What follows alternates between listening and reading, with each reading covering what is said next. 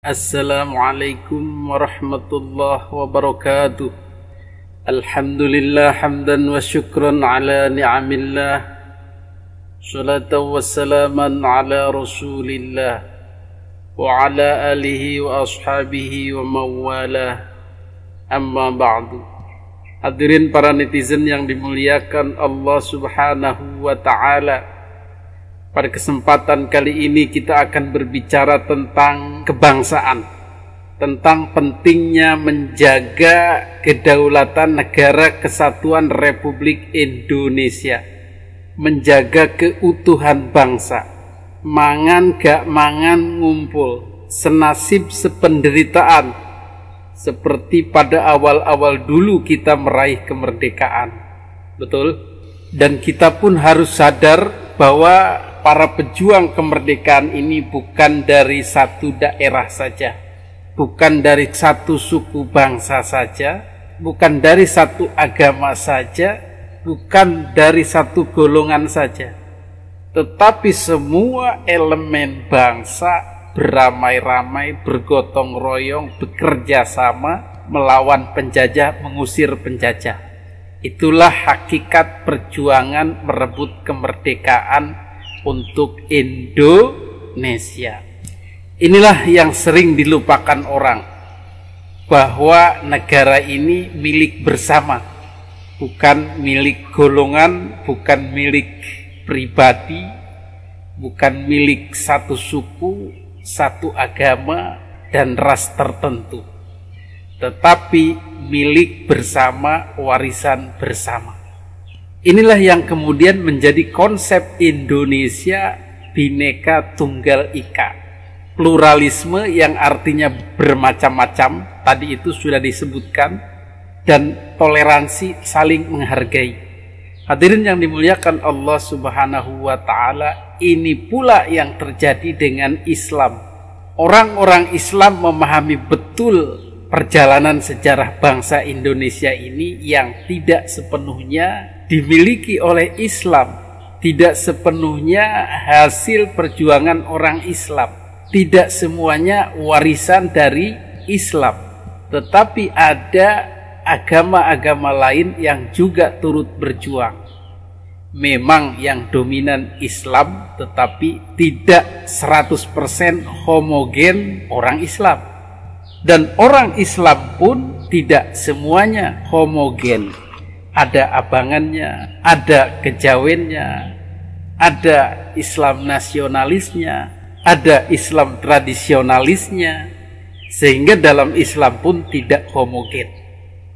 Dan alhamdulillahnya, yang mayoritas di kalangan internal Islam sendiri pun adalah Islam tradisional, yaitu Islam yang dibawa oleh Wali Songo, yang kemudian diteruskan oleh kiai-kiai Nusantara, dan kemudian membentuk NU, Nahdlatul Ulama. Maka ulama-ulama di Nahdlatul Ulama lah yang kemudian banyak yang mewakili aspirasi umat Islam ketika pendirian negara Republik Indonesia. Dari mulai sidang-sidang PPKI, BPUPKI, dan penetapan Undang-Undang Dasar, penetapan Pancasila dan lain-lain, umat Islam banyak diwakili oleh NU dan Muhammadiyah terutamanya. Maka dengan hadirnya NU dan Muhammadiyah pada proses kelahiran Indonesia, menjadikan mainstream pemikiran Islam ada pada dua organisasi ini. Kemudian apa yang terjadi? Ternyata NU khususnya dengan melihat pada kenyataan yang ada, tidak memungkinkan untuk menerapkan syariat Islam. Sebagaimana telah disinggung di muka tadi, beda sejarah perjalanan terbentuknya negara Indonesia. Jadi kalau saja dibentuk negara Islam, negara syariat Islam, Indonesia bersyariah dan lain-lain, maka akan terjadi perpecahan. Akan terjadi banyak bermunculan negara-negara atas dasar keyakinan, atas dasar agama masing-masing. Bisa saja mungkin ada negara berbasis Islam tradisional seperti NU, ada negara berbasis Islam syariah, mungkin daerah-daerah Sumatera, ada negara berbasis agama Kristen seperti di Sulawesi, di Maluku, dan lain-lain. Inilah yang akan menghancurkan Indonesia di awal-awal pembentukannya. Jadi hancur sebelum berkembang, layu sebelum berkembang. Ini yang tidak diinginkan. Maka kita bersama-sama membangun negara ini tanpa memperdulikan dari mana asalmu, apa agamamu. Sehingga jadilah Negara Kesatuan Republik Indonesia. Jadi pendirian NU itu atau pemahaman NU itu adalah mengambil pada piagam Madinah. Jadi awal mula negara yang dibentuk Nabi Muhammad SAW karena melihat unsur-unsur penyusun atau pembentuk negara itu bermacam-macam, plural, bersuku-suku, berbangsa-bangsa, bermacam agama waktu itu. Ada Yahudi, ada Kristen, ada suku Aus, ada suku Khazraj, dan lain-lain. Maka Kangjeng Nabi Muhammad SAW memutuskan mengambil bentuk negara bersama, tidak berdasarkan negara Islam.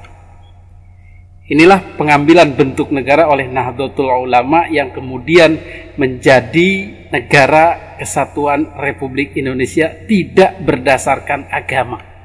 Itulah dari sisi agama. Kita sudah final, tidak bisa lagi membuat negara berdasarkan agama atau negara Islam. Seberapapun inginnya, seberapapun besarnya aspirasi, tetap tidak bisa. Karena Indonesia ini warisan bersama, tidak boleh dimiliki oleh satu agama. Itu yang akan dilanggar. Bagaimana kalau dipaksakan? Maka pemilik bangsa yang lain atau agama yang lain akan bereaksi dan akan memprotes, bahkan siap berperang dengan negara berdasarkan Islam ini. Lah, jadi repot toh. Maka itulah asal muasal perang.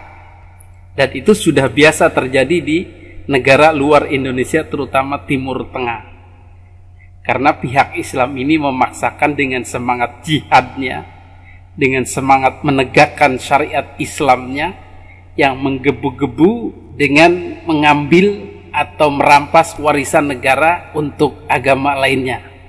Hadirin yang dimuliakan Allah Subhanahu wa Ta'ala, salah satu penyebab timbulnya perpecahan itu adalah ketika orang Islam memaksakan negara Islam atau syariat Islam atau dominasi Islam pada negara. Itu bisa menjadi pemecah belah negara. Mereka tidak lagi percaya pada konsep NU, konsep piagam Madinah, tetapi menggantinya dengan konsep khilafah Islamiyah. Ini yang berbahaya.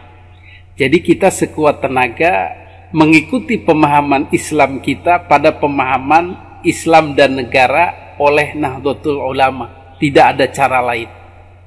Ketika kita mengikuti pemahaman HTI, pemahaman Ikhwanul Muslimin, pemahaman Wahabi, dan pemahaman-pemahaman Islam lainnya, maka alamat akan hancur negara ini. Akan memulai perang dengan agama lain. Jadi bolehlah kita beragama, beraliran di luar NU, tetapi untuk NKRI tetap mengambil ijtihadnya NU, yaitu negara Pancasila. Jangan alergi. Hadirin yang dimuliakan Allah Subhanahu wa Ta'ala, sudah lama proksi memanfaatkan agama ini untuk menghancurkan negara. Salah satu iming-imingnya adalah menjadikan Islam tegak di bumi Indonesia, menjadikan Islam adalah penguasa di Indonesia, menjadikan syariah Islam dilaksanakan di Indonesia. Itu umpannya, hayalannya, cita-citanya yang dilemparkan kepada orang-orang Islam di Indonesia dan orang-orang awam yang sedang belajar Islam di Indonesia.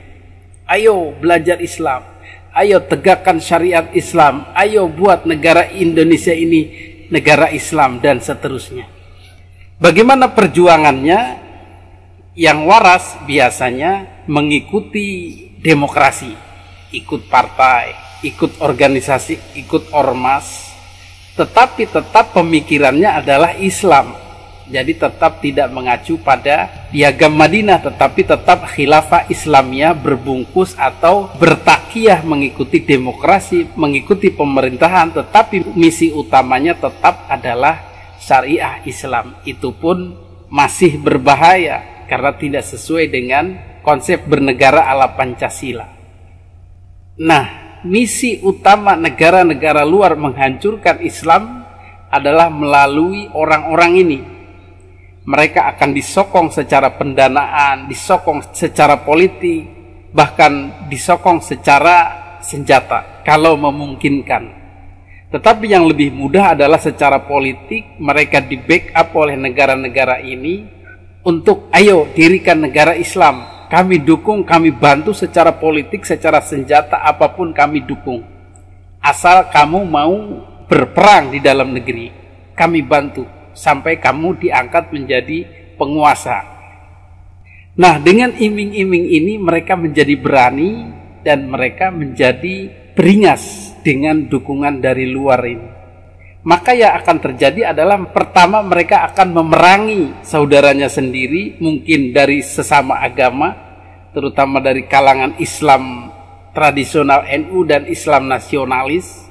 Maka akan terjadi pertempuran-pertempuran, baik itu pertempuran sipil maupun pertempuran militer. Artinya banyak kantong-kantong pemberontak yang menuntut mendirikan negara sendiri. Di Jawa Barat misalnya sudah terbentuk masyarakat yang menginginkan syariah Islam, maka muncullah pemberontakan-pemberontakan di Jawa Barat, di Lampung, Jawa Tengah, Jawa Timur, Sumatera, dan lain-lain. Ini proksi atas nama agama yang memang akhir-akhir ini laris manis di Timur Tengah. Politisi-politisi sana tergiur untuk mencobanya. Siapa tahu gua jadi presiden dan memimpin. Tetapi pada hakikatnya dia adalah boneka saja untuk mengacak-ngacak negara ini. Dan yang kemudian akan mengaturnya adalah si dalangnya ini, si pembuat proksi ini. Ini skenario, Pak. Bayangkan, ini sudah mulai disetting, diskenariokan. Tiongkok nanti akan mendapat bagian Kalimantan. FPDA, Australia, semua tadi itu, Inggris, Malaysia, Pulau Sumatera dan NTT. Pulau apa ini, Pak? Sulawesi, itu nanti ISIS, Pak. Kemudian ini yang paling kaya raya ini punyanya Amerika, Pak. Nah, ini bayangkan, Pak, kita sudah dibagi-bagi seperti itu. Makanya Panglima TNI, Pak, paling getol sekali beliau menyampaikan masalah wawasan kebangsaan. Kalau negara kita, masyarakat kita tidak kuat, Pak, seperti sekarang ini, mudah dihasut, diprovokasi, diadu domba, mereka akan mudah sekali, Pak, membagi-bagi kekayaan bangsa kita ya. Nah, ini sudah ada desain dari luar. Yang jelas biar Bapak semua mengetahui. Ini mungkin orang nggak percaya, ya silakan nggak percaya nggak apa-apa. Tapi ini sudah melalui berbagai data, fakta, informasi yang akurat. Gak usah jauh-jauh, Pak, Timur-Timur aja lepas. Apalagi yang sangat kaya. Banyak orang melirik, Pak. Timur-Timur hanya sebagian kecil, ada celah timur di situ. Ini sudah banyak sekali yang mengincar. Apalagi Papua. Papua itu kita keruk aja, Pak, sudah ada emasnya. Sekarang ada nambah lagi, ada uraniumnya. Siapa yang nggak tergiur? Emasnya gak habis-habis, Pak, Freeport itu. Semua emas yang mensuplai Amerika, yang mensuplai Eropa, itu kebanyakan dari Freeport. Ini Amerika nih, oke, janjian dia, oke, Tiongkok ini kita bagi-bagi, biar kita gak tukaran, saya Papua lah, Anda ya udahlah Kalimantan aja, lumayan tuh banyak ininya, banyak ladangnya, banyak kebunnya. Kemudian FPDA, ya wis, Jawa nih belum nih, nah, Jawa karena masih kuat orangnya, Jawa masih belum berani dia, tapi sudah ada, Pak. Mungkin Jawa nanti jadi negara sendiri, mungkin. Mereka diambil oleh Amerika. Karena kan Jawa ya mungkin negara Jawa nanti. Tapi kita Pak, kita harus berdoa semua agar supaya ini tidak terjadi. Bagaimana caranya Pak? Kalau nggak kita antisipasi, kita tinggal nunggu bom waktu aja Pak. Ya, di end habis sudah tinggal nama seperti Sriwijaya dan Majapahit. Saya tanya Pak di sini, apakah Bapak menjamin 10-20 tahun ke depan Indonesia masih utuh? Menjamin nggak? Nggak ada yang menjamin Pak. Apakah NKRI masih utuh? Nggak ada yang menjamin. Uang Timur lepas, sudah bukan NKRI lagi, itu kurang satu udah. Nanti lepas semua, tinggal negara Jawa. Ya udah, kita aja di sinilah. Ya kan? Ini Pak, kalau gak diantisipasi dengan baik, bisa terjadi Pak. Tidak ada yang tidak mungkin. Seperti dulu waktu masyarakat zaman Sriwijaya maupun zamannya Majapahit, oh gak mungkin Majapahit lepas hancur, kita kuat kok. Negara asing gak mungkin berani ke sini. Kita punya pasukan, bala tentara yang sangat hebat. Gak ada yang menyangka. Tapi negara asing lebih pintar Pak, diadu domba, diprovokasi, hancur dengan sendirinya. Sama, kita sekarang dalam proses seperti itu Pak. Kita diadu domba, kita dihasut, kita diprovokasi, di media sosial dibikin informasi yang ngarang-ngarang. Akhirnya kita terhasut, kita marah, berantem, mereka senang Pak. TNI Polri berantem, wah senang mereka. Wah, TNI-nya udah mulai sama polisi sudah berantem nih, wah senang. Wah, umat Islamnya ini sudah mulai berantem nih, wah bagus, senang. Oleh karena itu, Bung Karno pernah mengatakan Pak, perjuanganku lebih mudah karena mengusir penjajah, tapi perjuanganmu akan lebih sulit karena melawan bangsamu sendiri. Itulah yang harus kita waspadai. Maka jalan satu-satunya adalah tetap mendukung NKRI ini siapapun yang memerintah. Karena kita percaya pada demokrasi, percaya pada kekuatan bangsa ini, pada konsep yang kokoh ini, Pancasila dan Undang-Undang Dasar 1945. Ada NU di sana, ada Muhammadiyah di sana yang akan selalu menjadi paku bumi penyangga NKRI ini. Mudah-mudahan. Hadanallahu wa iyyakum ajma'in. Wassalamualaikum warahmatullahi wabarakatuh.